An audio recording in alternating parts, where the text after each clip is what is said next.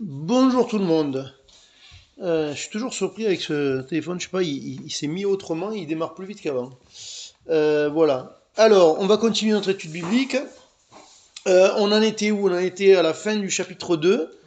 Et de Jean, oui, excuse-moi, du chapitre 2.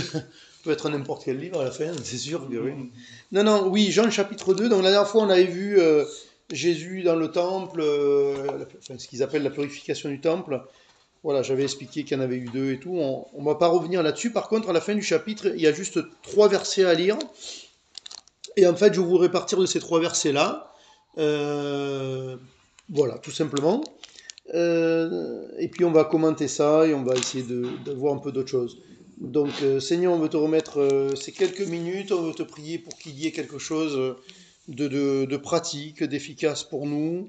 Que tu ouvres euh, comment dire, notre connaissance de ta parole, Seigneur, que tu nous expliques, et puis que l'on puisse prendre ces paroles, ces pensées pour une nourriture qui nous permette d'avancer.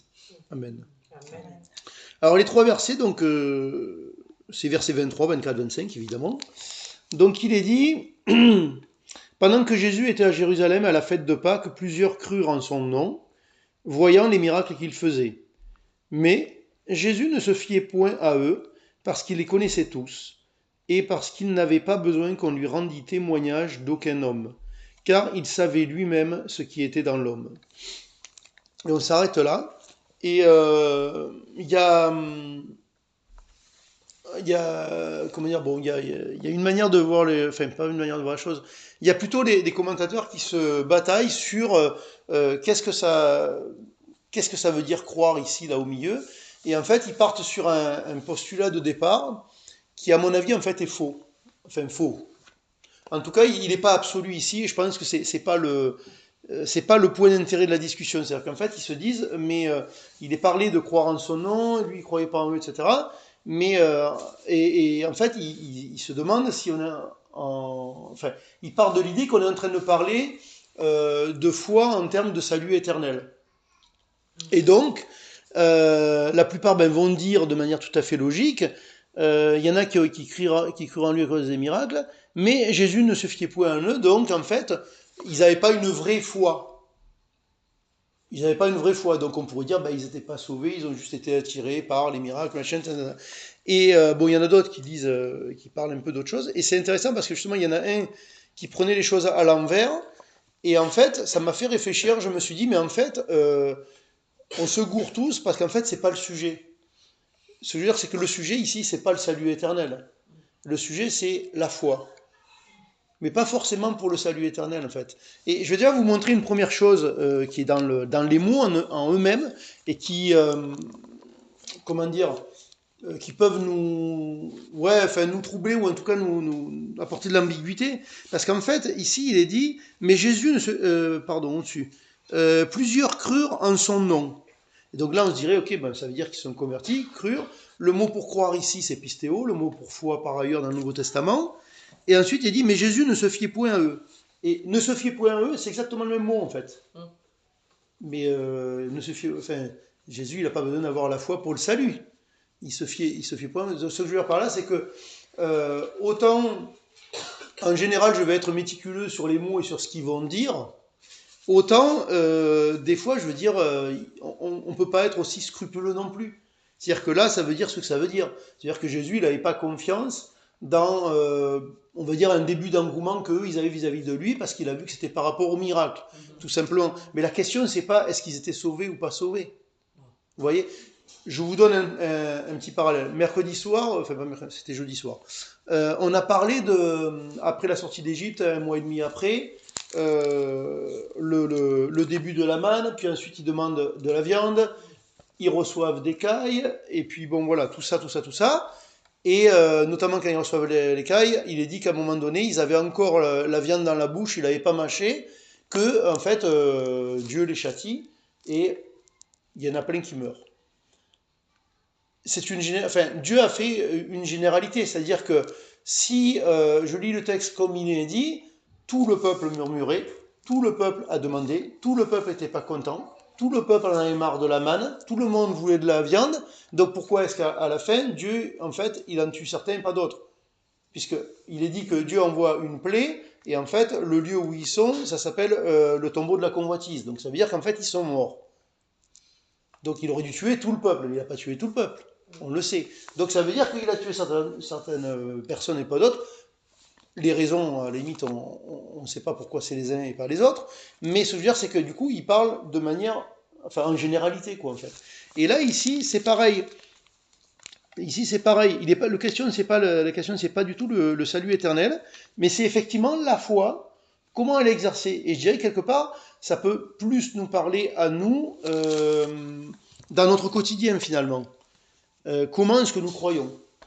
Et non pas une question de est-ce que j'ai cru un jour, est-ce que je n'ai pas cru, etc., etc.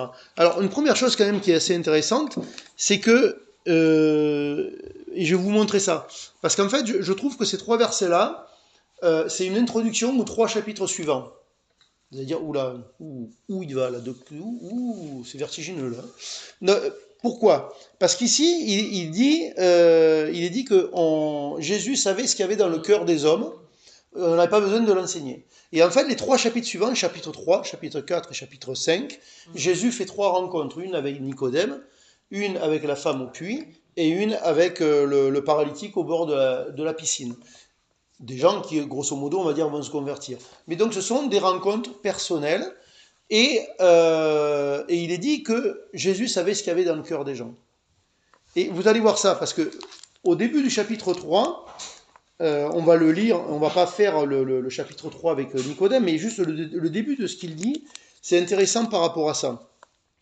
Donc chapitre 3, verset 1. Mais il y eut un homme d'entre les pharisiens nommé Nicodème, un chef des Juifs, qui vint, lui, auprès de Jésus de nuit, et lui dit, « Rabbi, nous savons que tu es un docteur venu de Dieu. » Donc il vient, il est craintif, tout ce que vous voulez. Nous savons que tu es un rabbi venu de Dieu, car personne ne peut faire ces miracles que tu fais si Dieu n'est avec lui. En fait, qu'est-ce qu'il dit Nicodème? Nous, quand on lit chapitre 3, on verra ça la prochaine fois, mais on va tirer comme conclusion qu'en gros, Nicodème, il va se convertir, il va comprendre ce que dit Jésus. Mais en fait, ce qu'il dit Nicodème, il dit exactement la même chose que ce que les gens, ils ont fait les 3 versets qu'on vient de lire. Lui, il vient lui dire, Rabbi, nous savons que tu es un docteur venu de Dieu, car personne ne peut faire ces miracles que tu fais si Dieu est avec lui. Et les autres au-dessus, pendant que Jésus était à Jérusalem à la fête de Pâques, plusieurs crurent en son nom, voyant les miracles qu'il faisait. Donc la motivation de l'un comme de l'autre, apparemment, c'est la même. C'est les miracles. Et pourtant, Nicodème, on va bien comprendre qu'il a un cœur qui est plus après Dieu, qu'il a une vraie recherche de Dieu, et qu'à un moment donné, il va arriver à une foi qui est sincère. Et là, Jésus, qu'est-ce qu'il dit sur les premiers? Il dit, en fait, il ne se fiait pas à eux parce qu'il savait qu'est-ce qu'il y a dans le cœur de l'homme. Mais en fait, ici, ce sont des généralités qui sont dites. En fait, ce que Jésus dit, c'est exactement ce qu'on lit, vous allez le voir, c'est exactement ce qu'on lit en Jérémie 17, par exemple. Hop. Jérémie 17. On va le lire. C'est juste le verdict de Dieu sur le cœur de l'homme, en fait. 17, 9, ça irait bien. Il est dit donc, le cœur est tortueux par-dessus tout, et il est méchant, qui peut le connaître? Moi, l'Éternel, j'éprouve le cœur, je sonde les reins, pour rendre à chacun selon ses œuvres, selon ses fruits, le fruit de ses œuvres. Donc, le cœur de l'homme, il est tortueux, il est méchant par-dessus tout. Qui peut le connaître? Eh bien oui, il y en a un qui peut le connaître. C'est celui qui parle à la fin du chapitre 2 de Jean. C'est Jésus. Lui, effectivement, il peut le connaître. Et ce qu'il connaît du cœur de l'homme, en fait, il connaît, à mon avis, tout au moins 2 choses. Peut-être, on pourrait dire plus, mais on va rester sur 2 aujourd'hui. Une, il connaît le fait que le cœur est tortueux, qu'il est mauvais, etc., qu'il n'est pas sincère. Mais la deuxième chose qu'il connaît, ça va un peu avec, quelque part, si je vous pose la question, qu'est-ce qu'il y a dans le cœur? Vous allez me dire quoi?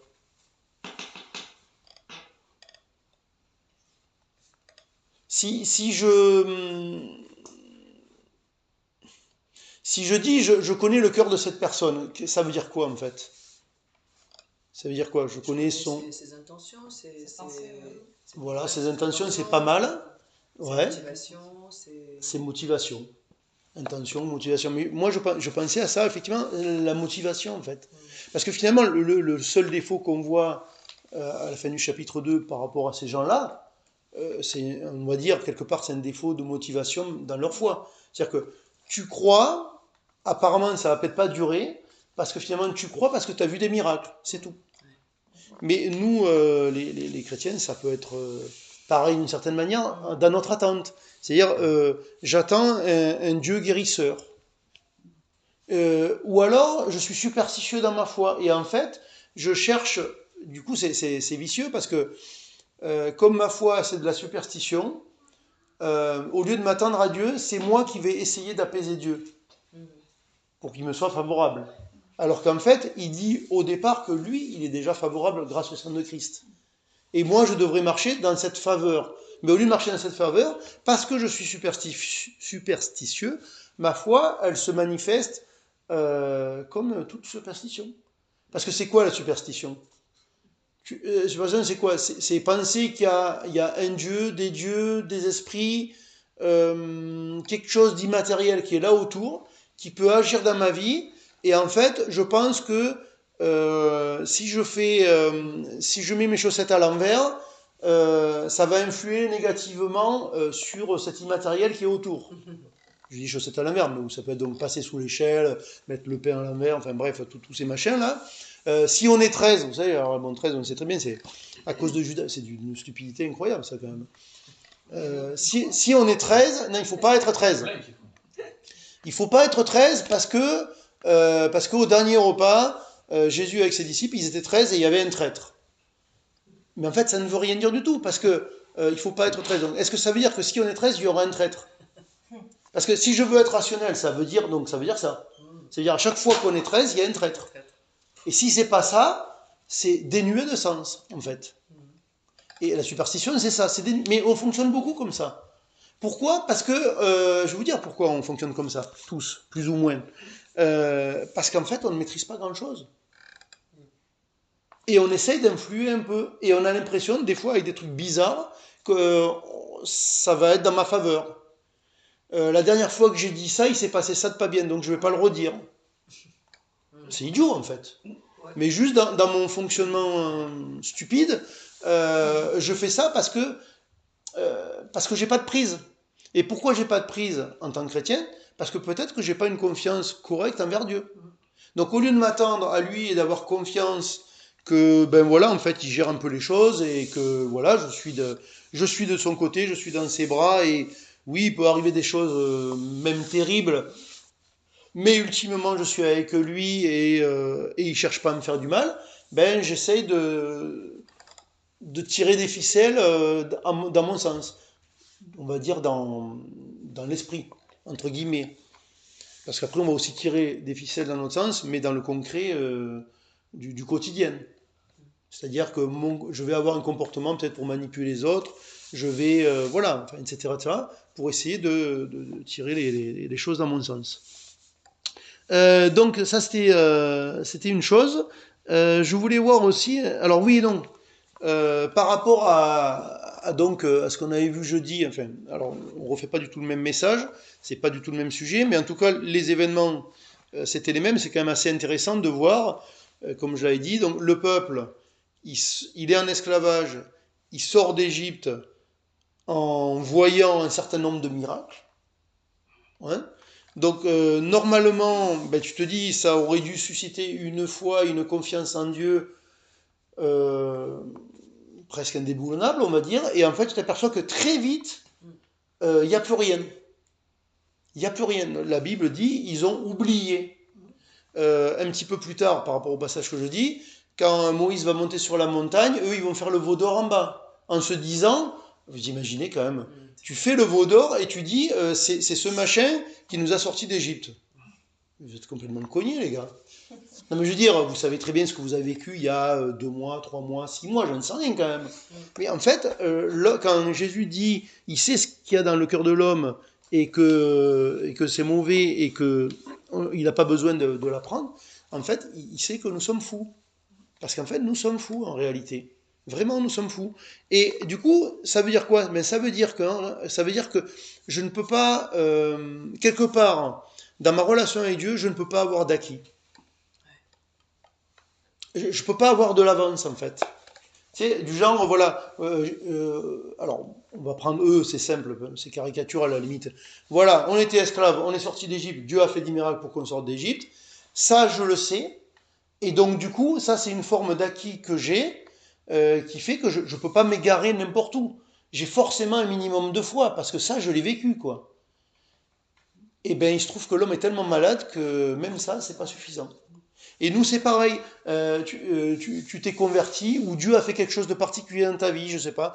Tu as été malade, c'était grave, tu savais pas si tu allais t'en sortir. Tu as prié pour, tu t'en sors. Tu tires comme conclusion que c'est Dieu qui t'a sorti de ça. Et puis, 6 mois après, tu t'inquiètes pour des broutilles. Je dis 6 mois après, même pas 6 mois après, mais bon, admettons. Alors, donc, du coup, ça veut dire que ce qui s'est passé là, tu, tu, tu peux pas le thésauriser, tu peux pas en faire des économies. Tu n'as pas d'acquis. Ce qui veut dire que la relation avec Dieu, c'est un fil d'équilibriste constant. C'est en permanence, c'est tous les jours, c'est à chaque instant. C'est pas, oh, j'ai de l'expérience, maintenant je sais me comporter, je connais un peu Dieu, ça je fais pas, ça je fais plus. Ouais, tu fais plus, mais demain tu peux le faire, hein. Un peu comme l'exemple que je prends en général de Moïse. Moïse, en Égypte, il tue l'Égyptienne, donc il fait preuve d'un tempérament colérique, on va dire.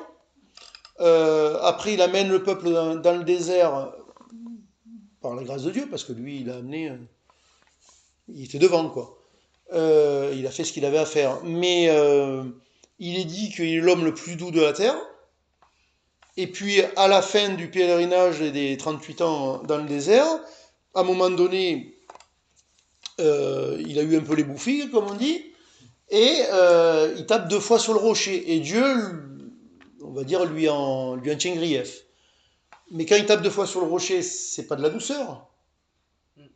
Alors il est quoi? Il était colérique devenu doux, mais maintenant il est quoi? Il est doux redevenu colérique? Il est quoi en fait, Moïse? Et nous c'est pareil, des fois on est fou parce qu'en fait on se dit, mais en fait je suis qui? Je suis qui finalement? Parce que des fois, ben, on obéit, on est bien, on est bonne attitude, machin, bonne motivation. Et puis d'autres fois, c'est comme par rapport à la procrastination, vous savez, qui je suis? Est-ce que je suis le gars qui, ce soir, dit demain je vais aller faire un footing à 6 heures du matin? Ou est-ce que je suis le gars qui, le lendemain matin, quand il se lève, il fait un peu froid, il sort pas dehors? C'est- Pourtant, c'est le même individu. On est d'accord?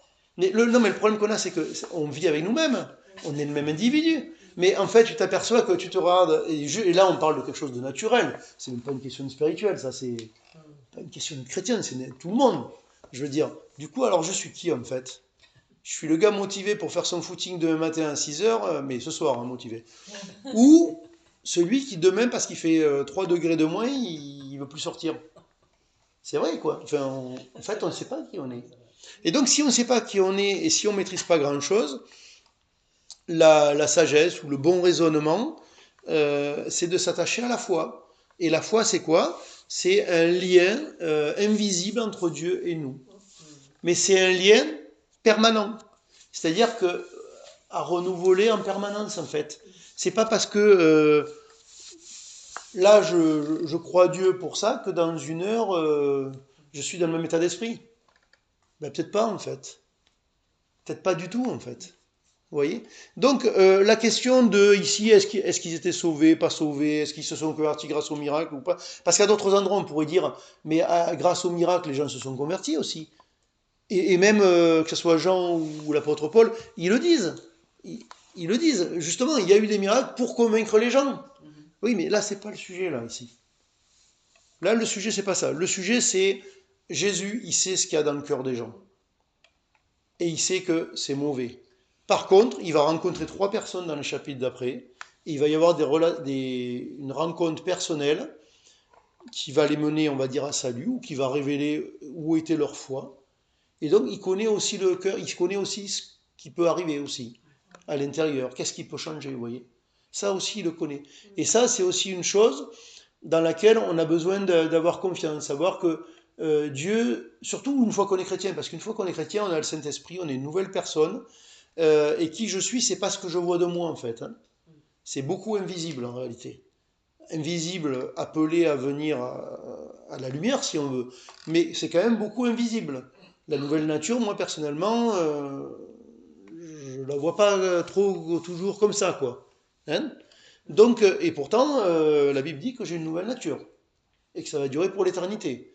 Mais là, moi, des fois, je me dis,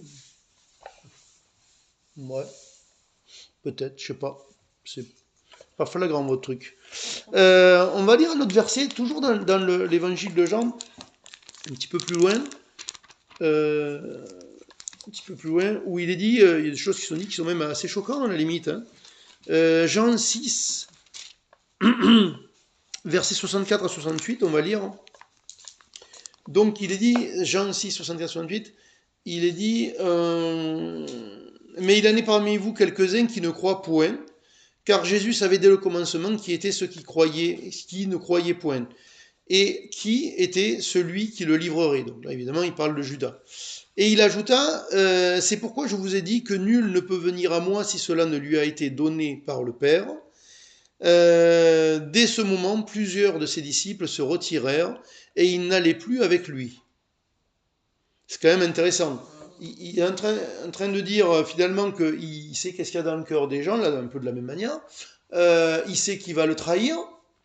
Et le résultat de la discussion, c'est que, parce qu'il y avait les 12 qui le suivaient, mais il y avait d'autres disciples beaucoup plus nombreux autour qui gravitaient, qui ne vivaient pas forcément dans la maison avec lui, mais en tout cas qui le suivaient très régulièrement.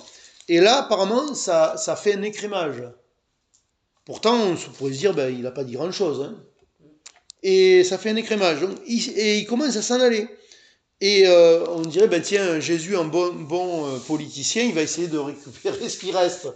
Pas du tout, il s'enfonce. Il s'enfonce complet.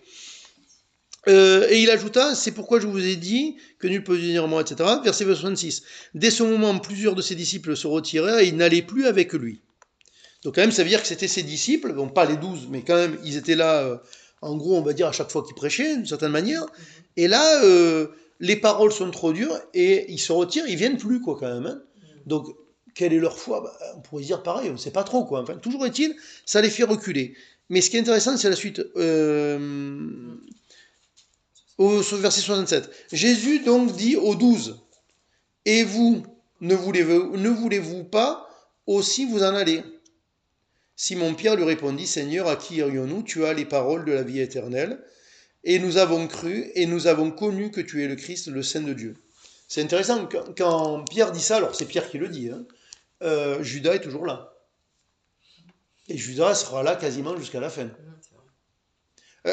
C'est pour ça que des fois, dire oui, mais là, ça veut dire qu'ils ne croyaient pas ou pas sincère. Il y avait des disciples qui le suivaient. Jésus dit un truc qui peut être un peu dur. Ils ne le suivent plus. Et Judas, on sait qu'il n'a jamais cru, en fait. Enfin, il n'a jamais donné son cœur à Dieu, en tout cas. Ben, lui, ça ne le fait pas partir. Hein. Il est toujours là. Il partira plus tard. Donc, eux, ils ne croyaient pas. Enfin, mathématiquement, ils ne croyaient pas. Mais en fait, est-ce que c'est mathématique? Pas forcément. Simplement, peut-être qu'ils ont cru, et à un moment donné, ben ouais, ce que Dieu proposait, ou ce qu'ils ont compris, ben là où ils en étaient dans leur foi, ben c'était trop pour eux, et ils ont dit non, moi je ne peux plus suivre le gars, là. Non, je comprends pas où il va. Et nous, dans notre vie chrétienne, ben peut-être que des fois, Dieu permet des choses, et le défi ou la tentation, c'est est-ce que malgré tout je continue à le suivre bon an mal an, ou est-ce que je me retire parce que ben là je comprends plus le truc, quoi, en fait. C'est un petit peu comme, pas tout à fait pareil, mais je disais jeudi un élément qui est quand même intéressant parce que donc on a parlé du peuple d'Israël qui sort d'Égypte à force de miracles et tout, et puis qui ensuite finalement regrette l'Égypte, se plaint que la manne c'est toujours la même chose, qui veut de la viande, enfin bref, etc. Mais en même temps, comme je vous disais, on se dit toujours l'homme cherche le bonheur. Non, non, il ne cherche pas le bonheur. L'homme, il a besoin d'un sens à la vie. Et dans le désert, il n'y a pas de sens. Sauf si tu suis la nuée. Le sens dans le désert, c'est de suivre la nuée. Il n'y a pas d'autre sens pour eux. Ben nous, quelque part, on est dans un monde, c'est comme un désert. Alors, il y a du monde dans ce désert, hein, il y a plusieurs milliards d'individus. Mais c'est un désert spirituellement, par contre. Hein. C'est un désert, c'est une solitude. Et un désert, une solitude. Et du coup, c'est un endroit où on est perdu. En tout cas, spirituellement, on est perdu. On comprend rien. Et à un moment donné, on comprend rien non plus dans la vie, en fait. Et, et est-ce que je me retire ou est-ce que je trouve le seul sens qui est?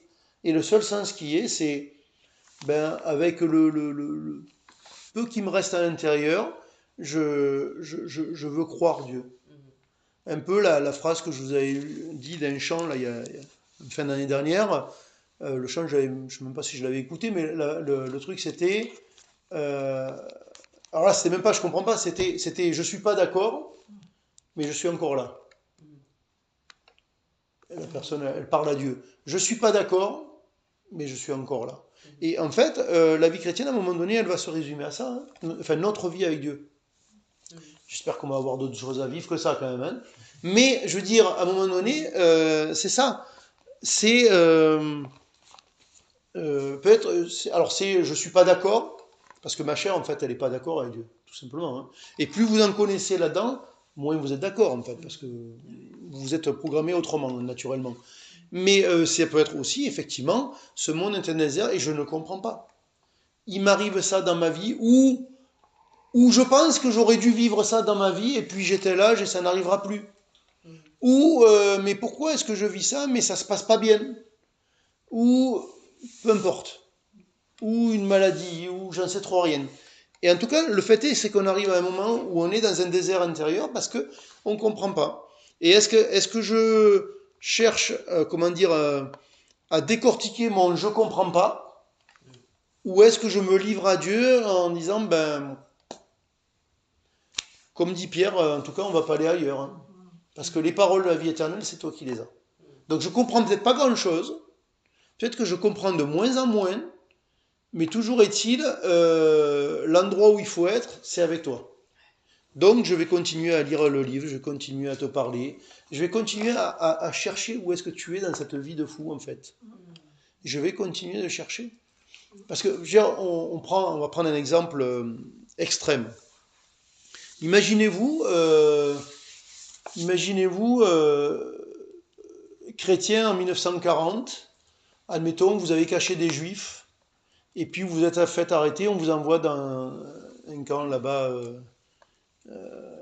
il y a quoi? Il y a eu Dachau, Ravensbrück, Auschwitz, voilà, des endroits sympathiques là. Voilà, vous vous retrouvez là. Vous avez vécu votre vie chrétienne, tout ça. Vous avez sûrement que, peut-être même que vous avez peut-être caché des juifs parce que la situation s'est présentée, c'était des voisins, des amis, des machins. Et comme vous êtes chrétien, vous dites, mais je ne peux pas les laisser partir comme ça. J'ai entendu dire qu'on les amenait à un endroit, on les tue ou je sais pas trop quoi. Voilà, on va les cacher, puis on va prier Dieu, et puis on verra. Puis Dieu sera avec nous. Dieu sera avec nous.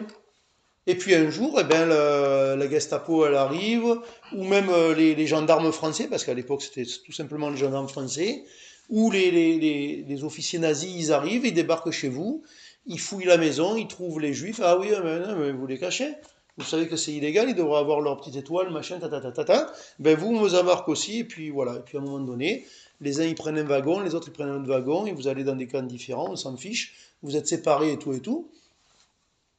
Et imaginez-vous un peu arriver dans un camp de concentration, mais plus rien n'a de sens en fait. Enfin, peut-être pas le premier jour, mais rapidement tu te dis, mais c'est quoi ce truc quoi? Ben, je dis pas que dans notre vie on vit forcément ça, mais d'une certaine manière, oui. D'une certaine manière, à un moment donné, tu réfléchis, ta vie elle a passé, tu es là où tu es, tu as vécu ce que tu as vécu, des trucs bien, des trucs pas bien, tu as loupé beaucoup, tu as réussi un peu, et encore selon ton évaluation, puisque bon, voilà. Et puis tu peux te dire, ben, à quoi ça vaut, à quoi ça sert tout ça en fait? Même à quoi ça sert la vie? Et bien qu'est-ce qui nous reste? Il nous reste l'essentiel. Et l'essentiel, c'est quoi? C'est cette espèce de foi tenue, toute fine, qu'il nous reste de croire que, ben, je veux croire que je ne me suis pas trompé, qu'il y a bien un Dieu, que c'est le plus logique, que j'ai vécu certaines choses, de ce que je me rappelle. Et puis on va voir, je veux dire, demain on m'annonce, j'en sais rien, ben tiens, le cancer qui va bien, la pancréas, comme ça au moins t'es réglé rapidement. Là tu sais que t'en as plus pour longtemps de toute façon, hein, voilà, c'est réglé. Euh, et bien comment est-ce que je vois la vie à venir? Parce qu'il n'y a plus d'avenir en fait, ici. Ici il n'y en a plus, hein. Je peux dire au revoir, au revoir, au revoir, au revoir tout le monde. Venez me voir de temps en temps si vous voulez, mais bon. Voilà, dans quelques mois, c'est réglé, hein, l'histoire. Qu'est-ce qui me reste? Ben, la foi que j'ai eue et l'espérance que c'est vrai et qu'on y va. Parce que sinon. Et en fait, si vous voulez, tout le reste de notre vie, quand on est jeune, en forme, machin, qu'on fait des projets, c'est du décorum. Et Jésus, il veut amener les gens à ça. En fait, on fait de l'occupationnel, mais moi, je viens vous parler de l'essentiel. Parce qu'un jour, il y a une ligne d'arrivée. C'est tout. Il y a une ligne d'arrivée. Et du coup, vous pourrez rencontrer un tant soit peu de profondeur avec moi quand vous êtes dans cet essentiel. Alors ça ne veut pas dire qu'il ne faut pas s'occuper du reste, hein, évidemment. Hein. On vit au quotidien, on a un boulot, on paye des factures, on achète, on va faire nos courses, etc. Mais ce que je veux dire, euh, voilà, comment est-ce qu'on pense ces choses? Et du coup, quelle est ma motivation? Parce qu'on peut se dire, ben tiens, 2-3 millions de gens qui sortent d'Égypte, qui arrivent dans le désert, un mois et demi après, ils te disent on n'a pas dû sortir d'Égypte. Parce qu'en plus, quelque part, ils ont fait des efforts pour sortir d'Égypte. Il a fallu de la foi. Quand on leur a dit vous allez manger l'agneau et puis vous allez mettre le sang sur les linteaux, il y a l'exterminateur qui va passer tout. Bah, ouais, de la foi. Quand on dit ben là maintenant là ça y est là, demain matin vous prenez vos affaires là, on s'en va, hein. On s'en va. Et puis, il y a la mer là devant, elle va s'ouvrir. Non, mais on commence à avancer, elle va s'ouvrir. Ben, ils ont eu la foi. Puis ils ont vu que tout est retombé sur les Égyptiens derrière. Et puis ils se retrouvent dans le désert et tout. Et en fait, à un moment donné, c'est comme nous. À un moment donné, tu as les circonstances actuelles qui t'aveuglent. Qui t'aveuglent. Tu vois plus ce qu'il y a devant et tu te rappelles plus de ce qu'il y a derrière. Et tu es juste à essayer de gérer ce que tu ne sais pas gérer. C'est-à-dire la vie. Tu ne sais pas gérer la vie, je ne sais pas gérer la vie, mais tu te retrouves à un moment donné parce qu'il y a des complications, tu veux trouver des solutions. Et donc, ben, par la superstition, ben, pourquoi pas, ça peut être Jésus. Ça peut être Jésus, mais ça peut être un autre. Puis ça peut être un ami, puis ça peut être le gouvernement, puis ça peut être je sais pas qui. Peu importe. Mais il faut qu'on trouve des solutions. Il faut qu'on trouve des solutions. Mais les solutions, on n'en a pas, en fait. Donc, voilà, je voulais vous laisser avec cette fin de chapitre, en vous expliquant que c'était une introduction aux 3 personnes à venir, et avec cette idée que, voilà, des fois, on se dit, ah oui, mais alors qu'est-ce que ça veut dire? Est-ce qu'il croyait, il croyait pas? Des fois, c'est pas le problème, hein. Vous cassez pas la tête. Par contre, qu'est-ce qu'on en a retiré pour nous? Ben, qu'est-ce qu'il y a en moi? Jésus le connaît, c'est pas terrible, mais il sait aussi qu'il peut y avoir une motivation qui fait que je me tourne vers lui, parce que ça, c'est ce qui s'est passé au salut, en fait. Et donc, du coup, ben, on va appeler ça une petite flamme. Allez, on va appeler ça une petite flamme. Voilà, ben, on a cette flamme encore. Ben, entretenons-la autant qu'on peut. Et quand on n'est pas d'accord ou quand on ne comprend plus, ben, continuons d'alimenter cette petite flamme. Vous savez pourquoi? Parce qu'en fait, j'allais dire, on n'a rien d'autre. C'est pas on n'a rien d'autre, c'est qu'il n'y a rien d'autre. C'est comme Pierre, il dit à Jésus en Jean chapitre 6. Ben, en fait, ils s'en vont, tout ça, mais peut-être je suis d'accord avec eux, mais en fait, je ne vais pas me retirer parce que c'est toi qui as les paroles de la vie éternelle. Et qu'est-ce que je vais faire d'autre, en fait? Et pourtant, quelques temps après, qu'est-ce qu'il fait, Pierre? Jésus est ressuscité et le gars, il retourne à la pêche avec ses potes. Donc vous voyez bien qu'en lui, il y avait la capacité d'abandonner quand même. Hein, parce que comme Jésus il dit juste avant, vous ne pouvez pas venir à moi si je vous attire, si c'est pas moi qui vous attire. Mais on voit dans cette situation-là qu'il réagit, on va dire spirituellement. Mais quelque temps plus tard, quand Jésus va être mort, ressuscité, machin, tout ça, Jean chapitre 21, il est à la pêche. Hein. Moi je dirais, c'est comme si aujourd'hui tu dirais le gars il est retourné au bistrot. Hein, ce serait pareil en fait. Le gars il est retourné à ce qu'il connaissait. Jésus est allé le chercher, là, sa vie ça valait rien, il était en train de boire des canons au bistrot. Et ben voilà, il a passé 3 ans avec Jésus. Et puis voilà, ben, son bilan c'est que c'est terminé. Bon ben je sais pas, moi je vais au bistrot, qui est-ce qui vient avec moi? Ouais, vous venez? Bon ben allez, on y va. Et Jésus retourne le chercher au bistrot. Manière de parler, bien sûr. Voilà, donc on va rester avec ça. On va mettre un titre qui est simple, la foi, ça suffira très bien pour aujourd'hui.